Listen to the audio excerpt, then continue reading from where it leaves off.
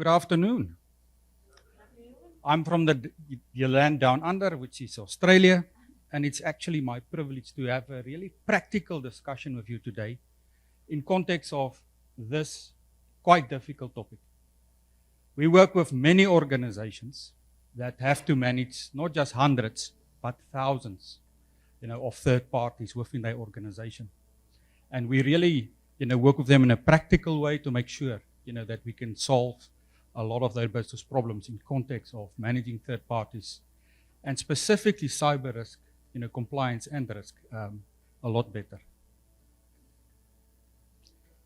When we look at the reality, every organization, you're included, we're all dependent on third parties. If you look at, organizations and looking at critical services being delivered, there's a high dependency on the third parties, that's out there. And if you look at what this implies, and we link it to the specific topic of this event, you are only as secure as your third parties. And that's quite an understanding to develop, within an organization, and to get support, to start to manage your third parties in a much more consistent manner. And it is resource intensive to do this well. We talk about resilience. We saw during COVID the impact that, the COVID had specifically on third parties, and, how that impacts your supply chain, and your organization directly. So resilience key to, the understanding of how do we specifically, set out agreements with our third parties and make sure that we can measure and test for the compliance of those third parties. And maybe let's start with a question. How many of the attendees here actually have third parties that deliver critical business services? Please raise your hands. Because I would find it very interesting if there's anybody that don't have any third parties delivering critical business services.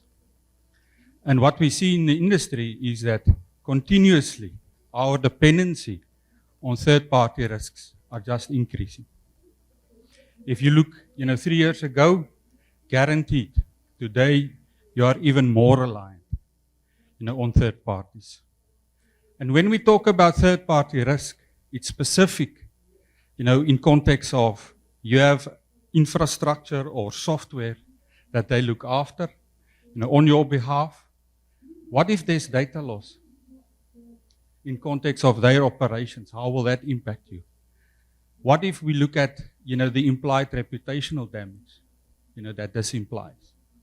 If we look at, regulatory fines, now in Australia specifically, this is such an important topic that there's actually now regulations that's been developed where your financial services organizations actually have to provide evidence that they're assessing their third parties, they're understanding that the impact that those third parties have on them from a business operations perspective, and that they can also provide evidence back to the regulators that they are continuously tracking risk and compliance of the third party.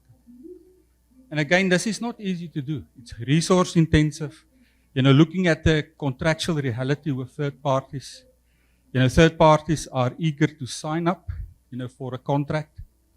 But typically, beyond that, you have to really be, on the front foot to make sure that your compliance needs, your risks are actually conveyed to them, and you can get evidence.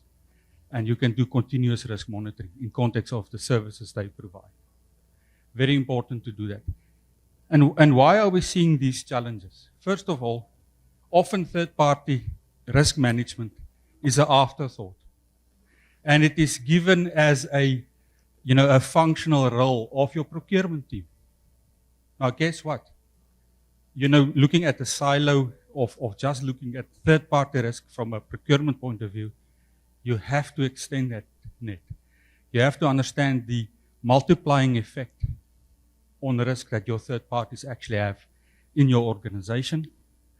And if you also look at, the procurement team, they're often not really understanding what's that practical linkage and impact that this third party will have in my organization.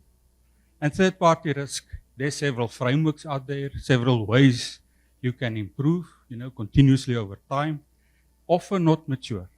So we work with organizations where they, have thousands of third party suppliers and sometimes 800 to 2,000 critical suppliers. That's a lot to keep track of. And often what we find, the world's most powerful BI system being Excel and email is just not scalable. Imagine you're trying to manage 1,000 critical suppliers in a year by sending out your compliance assessment, your risk assessment to them, and you want to track this through email. It's just not scalable, and it's not practical. This is why you ultimately do need to look at, your framework and also, solutions that can practically help you with this. So there's several frameworks, in the industry out there. The important thing is pick one and make sure that the framework you pick actually covers, all the lines of defense in your organization. If you start at the bottom, your first line of defense, this is where you will typically find your third party delivering a service, which is then part of a critical business service or process within your organization. This is also where you want to make sure you can actually detect and deal with any compliance issues.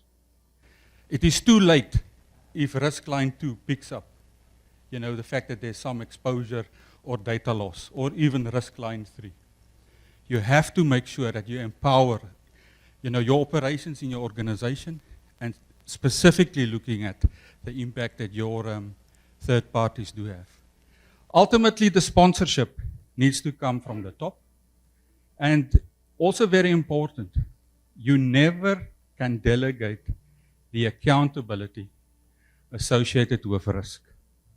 You can have as many third-party contracts with as many third parties out there. You never delegate the risk. You always own the risk. They may be responsible. You will remain accountable.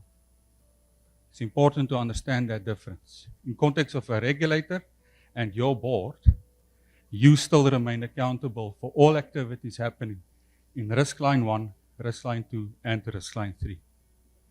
A third party is only ever responsible. So let's look at a couple of very practical strategies that you can deploy to start to address this challenge. Let's start with third-party portfolio management.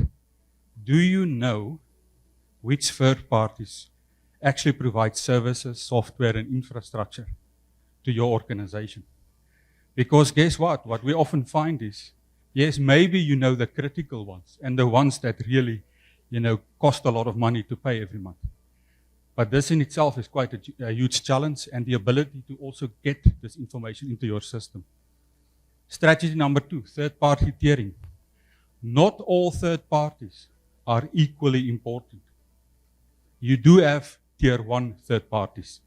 That's the minimum that you have to focus on from a compliance and risk assessment perspective. Strategy number 3, assessment management. You need to do your compliance assessments. You have to make sure that you can request evidence and store that evidence in context of the compliance that you're doing.